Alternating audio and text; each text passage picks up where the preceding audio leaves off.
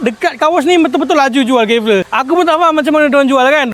Okay, kita kat mana hari ni? Ini kita dekat Bandar Seri Putra. Okay. Hantar stok. Oh, so restock lagi lah? Stok lagi. Ini tak silap aku, kita pernah buat video kat sini kan? Putra semua wash and service. Baru 2 minggu lepas kita buat video. Restock lagi pula? Stok lagi. Oish, lain macam.